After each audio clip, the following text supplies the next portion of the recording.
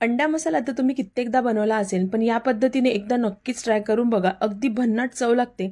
तर यासाठी ना अंडी आधी उकळून घेतली आणि या 2-2 भागामध्ये असे कट करून घेतली. आता एका मिक्सरच्या भांड्यामध्ये लसूण घातलंय, आलं घातलंय, हिरवी मिरची घातली, सोबतच कोथिंबीर घालायची आणि थोडंसं पाणी घालून याची एक पेस्ट तयार करून घ्यायची. तर आता हे मी मिक्सरला फिरवून घेते आणि याची ही पेस्ट तयार करून घेतली. आता ही पेस्ट आहे ना आपण वेगळी काढून घेतली आहे. नंतर त्याच मिक्सरच्या भांड्यामध्ये एक मोठा साईजचा टमाटर सुद्धा बारीक करून घेतलाय आणि तो बाजूला करून घेतला. नंतर एका पॅनमध्ये थोडंसं बटर आणि तेल घालून घेतलं. नंतर याच्यामध्ये लाल तिखट, हळद पावडर घातलं. नंतर आता आपण जी अंडी ठेवली होती साईडला ती याच्यामध्ये घालून घ्यायची. आता ना एका साईडला पहिले होऊ द्यायची, नंतर दुसऱ्या साईडला पलटवून घेऊया. तर बघा एक साईडला झाल्यानंतर दुसऱ्या साईडला असं पलटवून घ्यायचंय आणि दोन्ही साईडनी येते 4 ते 5 मिनिटं आपल्याला ही अंडी चांगली परतवून घ्यायची आहे. आता अंडी परतवून झाली की आता आपण ही साईडला ठेवून घेऊ. आता एका तव्यावर मी इथे तेल घालून घेते. तर हा जो अंडा मसाला आहे ना तव्यावरच बनवायचा, म्हणजे त्याची चव आहे ना अगदी मस्त लागते.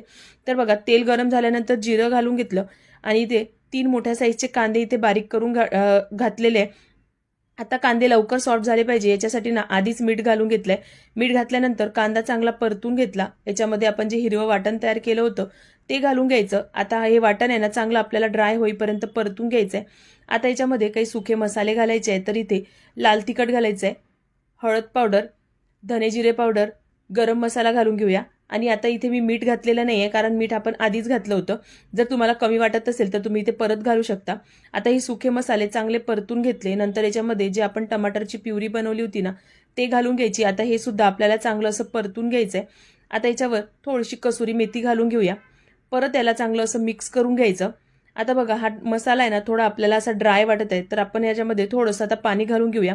कारण ना परत थोड्या वेळी हा मसाला आहे ना तो अजून ड्राय होतो. तर बघा थोडंसं पाणी घालून घेतलं. आता परत याला चांगलं शिजवून घ्यायचं.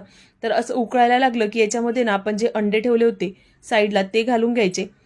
तर आता हे अंडे सुद्धा एका साईडनी पहिले 2 ते 3 मिनिटं होऊ द्यायचे. नंतर याला दुसऱ्या साईडनी पलटवून घेऊया, म्हणजे ना सगळा मसाला अंड्याला चांगला आतपर्यंत लागेल.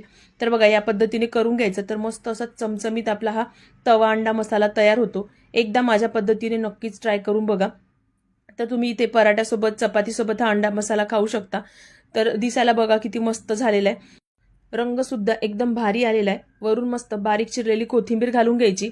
आणि बघा आपला हा अंडा मसाला तयार झालाय. तर तुम्ही माझी रेसिपी कुठल्या गावातून बघताय, कुठल्या शहरातून बघताय ते सुद्धा मला कमेंट बॉक्समध्ये नक्कीच सांगा, म्हणजे मला कळेल की तुम्ही माझ्यासोबत कुठून कुठून जुळले जाताय. तर बघा मस्त असा चमचमीत आपला हा अंडा मसाला तयार झालाय. जर तुम्हाला ही रेसिपी थोडी जरी आवडली असेल ना तर व्हिडिओला लाईक नक्कीच करा. सोबतच चॅनलवर नवीन असाल तर चॅनलला सबस्क्राईब करा.